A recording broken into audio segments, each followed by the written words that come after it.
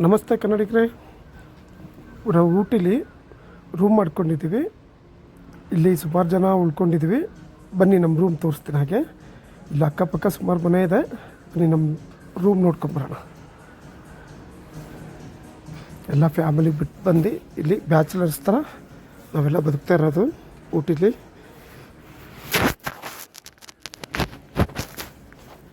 ಇದು ಕೆಳಗಡೆ ಅಂಡರ್ ಗ್ರೌಂಡಲ್ಲಿ ಇರೋದು ನಮ್ಮ ರೂಮು.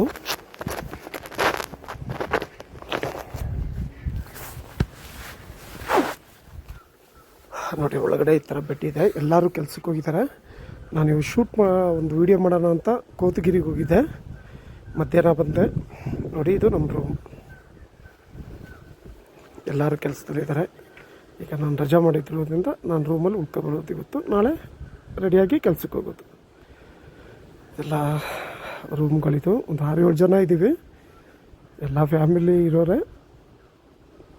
ಎಲ್ಲವರು ನಮ್ಮದು ಮೈಸೂರವ್ರ ಫ್ಯಾಮಿಲಿ, ಒಬ್ಬರು ತಿರುಚಿಲಿ, ಆ ಥರ ಕೇರಳದಲ್ಲಿ, ಆ ಥರ ಒಬ್ಬೊಬ್ಬರು ಬಂದು ಇಲ್ಲಿ ಜೀವನ ಮಾಡ್ತಾಯಿದ್ದೀವಿ ಕೆಲಸ ಮಾಡ್ಕೊಂಡು. ಬೆಳಗ್ಗೆ 8:30 ಹೋದರೆ ರಾತ್ರಿ 8:30 ಬರೋದು. ನೋಡಿ, ಇದು ಕಿಚನ್. ಇದು ಇಲ್ಲಿ ಭಟ್ರು ಇಟ್ಟಿದ್ದಾರೆ, ಅಡುಗೆ ಮಾಡಿಕೊಡ್ತಾರೆ ಅವರೇ. ಇದು ಕಿಚನ್.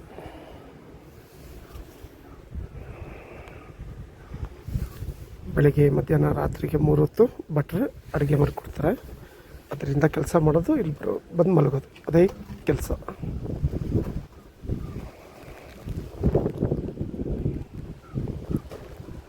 ಇದು ನನ್ನ ರೂಮ್. ಇದು ಎದುರುಗಡೆ ಉಮಾಪತಿ ಅಂತ ಒಬ್ಬರು ಇದ್ದಾರೆ, ಅವ್ರು ಮಲ್ಕೊತಾರೆ. ಇಲ್ಲಿ ಪಕ್ಕದಲ್ಲಿ ಇದು ನನ್ನ ಬೆಡ್. ಇದು ನನ್ನ ಕಾಟು. ಕಷ್ಟ ಜೀವನ.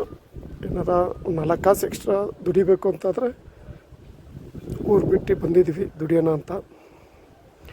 ಆಮೇಲೆ ಪಕ್ಕದಲ್ಲೇ ಅಟ್ಯಾಚ್ ಕಿಟಕಿ ಇದೆ. ಪಕ್ಕದಲ್ಲೇ ಕಿಟಕಿ ಇದೆ, ಮರ ಇದೆ, ಒಳ್ಳೆ ಗಾಳಿ ಬರುತ್ತೆ.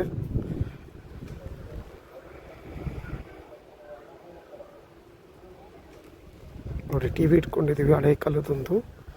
ನ್ಯೂಸ್ ಏನಾರ ರಾತ್ರಿ ಬೆಳಗ್ಗೆ ಹೊತ್ತು ನ್ಯೂಸ್ ನೋಡ್ಕೊಳ್ಳೋಕ್ಕೆ.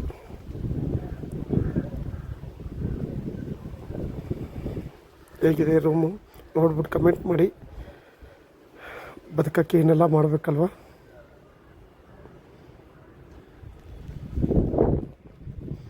ಇದು ಬಾತ್ರೂಮ್, ಅಟ್ಯಾಚ್ ಬಾತ್ರೂಮು, ಗೀಝರ್ ಎಲ್ಲ ಇದೆ. ಯಾವಾಗಲೂ ಬಿಸಿನೀರಿರುತ್ತೆ, ಏನು ತೊಂದರೆ ಇರೋಲ್ಲ. ಓಕೆ, ಬಾಯ್.